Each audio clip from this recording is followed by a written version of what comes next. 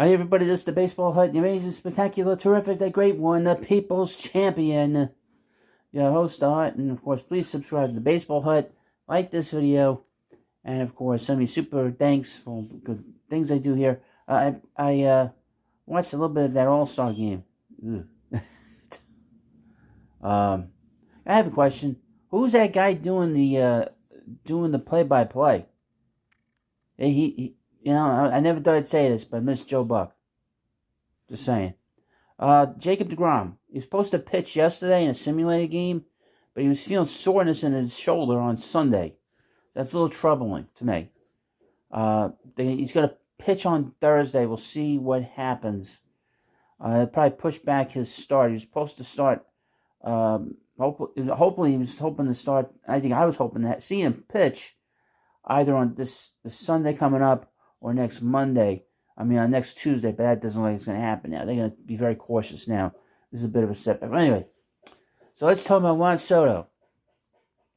Where is Juan Soto going to land when all is said and done in terms of what the Nationals want to do with him? Because they said they're going to trade him. I don't believe he's going to get traded before the deadline. If he does, I'd be very surprised. Basically, because it's a very complicated type of trade to pull off with a player of his caliber. A player of that kind of caliber, you kind of need to do in the offseason. Not that there's a big contract, but multiple pieces have to go. You have to make sure that your major league team doesn't get affected too greatly. And but we'll go through some of the teams along the way. Okay, the San Diego Padres. They spent a lot of money. They have a lot of prospects. That's one team. Another team, the Los Angeles Dodgers. They're always making big moves for big players. And they always seem to trade their prospects. I would mention about the Dodgers. They never trade any prospects that turn out to be any good. The Seattle Mariners. Now, they haven't made the postseason in over 20 years. And they would be very, very inclined to want to make a move for him. But they wouldn't keep him long term. To be honest with you. They would have him for 2.5 years, and that'd be about it. The Toronto Blue Jays. They're always in on these players, on these big players. They always have a pretty good farm system that they can move pieces. The New York Yankees. Now, the Yankees have sort of been bouncing around in terms of as a team that he might go to. But it doesn't seem like the Yankees are 100% wanted to trade Alex Volpe, Peraza, these big prospects they have. The St. Louis Cardinals. Now, that might be the most likely place he'll go. Because they always have prospects. And a lot of times these prospects are pretty good. Really, to be honest with you, that is probably the most likely landing spot for Soto. And, of course, the New York Mets. Now, the Mets are in a difficult spot because they're in the same division with the Nationals. However, a couple things you got to remember. The ownership is selling the team. All right?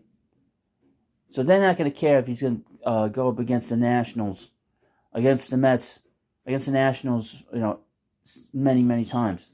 Plus, he won't be playing in the Mets. There won't be so much divisional play starting next year because all the teams are going to be playing each other next year.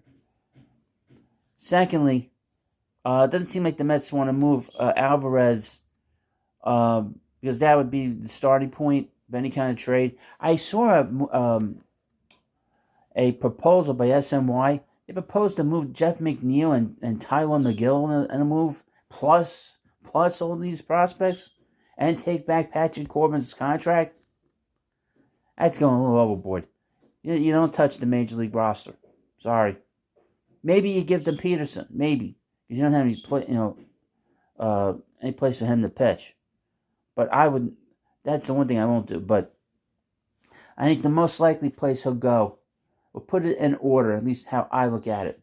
The Cardinals, the Dodgers, the Yankees, and the New York Mets. That's kind of the four. These other teams are on the outside.